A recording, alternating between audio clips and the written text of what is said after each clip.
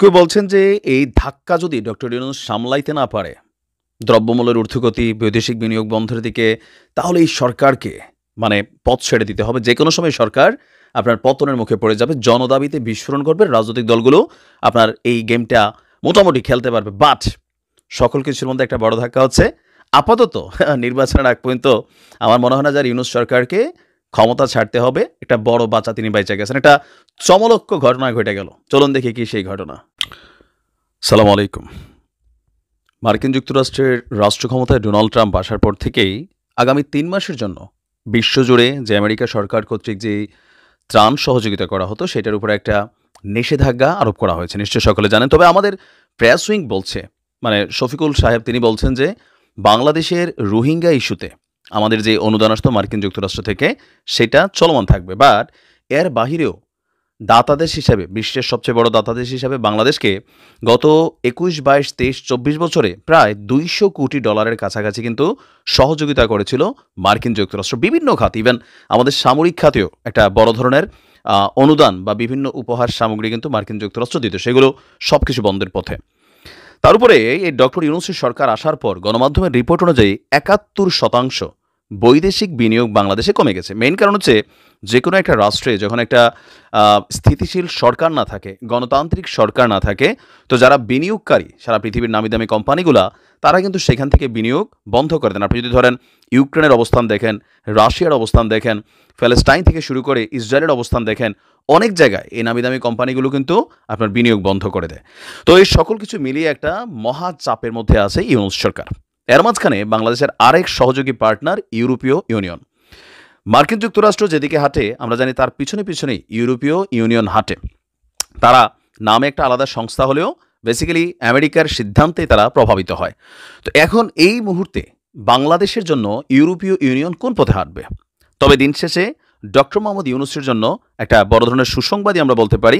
কারণ ইউরোপীয় ইউনিয়নের যিনি ইউরোপীয় কমিশনের যিনি প্রেসিডেন্ট আছেন উর্সুলা ভন ডার লেয়েন, তিনি একটা খোলা চিঠি পাঠিয়েছেন ডক্টর মোহাম্মদ ইউনূসকে। আর এই চিঠির যদি পরিভাষাটা আমরা মোটা দাগে বলি যে আপনি কোনো টেনশন করেন না, আমরা আপনার সাথে আছি। বাংলাদেশের সঙ্গে চলমান যে সহযোগিতা ইউরোপীয় ইউনিয়নের বিভিন্ন রাষ্ট্রগুলোর এই সহযোগিতা অব্যাহত রাখার আগ্রহ প্রকাশ করেছে ইউরোপীয় ইউনিয়ন। আর এই ইউরোপীয় কমিশনের president Ursula von der Leyen তিনি আপনার একটা খোলা চিঠি পাঠিয়েছেন আমাদের সরকারকে। আর এই তথ্য জানিয়েছে কে? প্রধান উপদেষ্টার প্রেস উইং থেকে পাঠানো এক বিবৃতিতে এই তথ্য আপনার সামনে এলো। তিনি বলছেন যে বাংলাদেশের সঙ্গে চলমান সহযোগিতা অব্যাহত এবং নতুন অংশীদারিত্ব যেই তৈরির সম্ভাবনা আছে সেটা ইউরোপীয় ইউনিয়ন মূল্যায়ন করছে। তন্মধ্যে একটি সম্ভাব্য ব্যাপক অংশীদারিত্ব এবং সহযোগিতা চুক্তি সইয়ের বিষয়েও এখানে আলোচনা হয়েছে। আর আরও একটা পজিটিভ দিক হচ্ছে বাংলাদেশ থেকে গেল ১৭-১৮ বছর যে পরিমাণ টাকা পাচার হয়েছে সেই টাকাগুলো আওয়ামী লীগের বিভিন্ন নেতা এমপি কর্মী, পাশাপাশি প্রশাসনে থাকা আমলা কামলা, মানে যারাই আছে বাংলাদেশ থেকে বা বিভিন্ন ব্যবসায়ীরা যে টাকাগুলো ইউরোপীয় দেশগুলোতে আপনার পাচার করে দিয়েছে সেই টাকাগুলোকে উদ্ধারেও ডক্টর মোহাম্মদ ইউনূসের সরকারকে সর্বোচ্চ সহযোগিতার আশ্বাস দিয়েছে ইউরোপীয় ইউনিয়ন।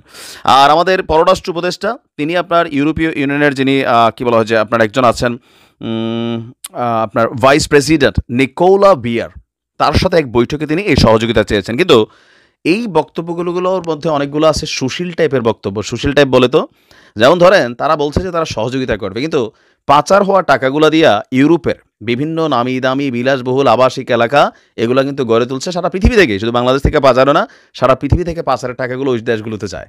তারা বিনিময়ে নাগরিকত্ব দেয়, ব্যবসায়িক ভিসা দেয়, আপনার পরিবারকে ভিসা দেয়। তো এই সকল কিছুর মধ্যে দিয়া তাদের দেশের মধ্যে এই যে চোরাই টাকা যাচ্ছে তারা জানে না, অবশ্যই জানে। তাদের ইন্টেলিজেন্স, তারপর হচ্ছে যে ফিনান্সিয়াল ইন্টেলিজেন্স যেই সেক্টরগুলো আছে তারা কিন্তু যথেষ্ট সতর্ক। বাট তারপরেও কেন এই টাকাগুলা ঢুকানোর সময় ঢুকতে দিচ্ছে? অস্বাভাবিক ট্রানজ্যাকশন। আমরা যারা একটু ভালো দেশগুলোতে বসবাস করি, আপনার অ্যাকাউন্ট থেকে আপনি যদি একটা অপরিচিত অ্যাকাউন্টেও সামান্য কিছু লেনদেন একটু ১৯-২০ হয় তাহলে দেখবেন যে আপনার কাছে ব্যাংক থেকে ফোন আসে, মেসেজ আসে।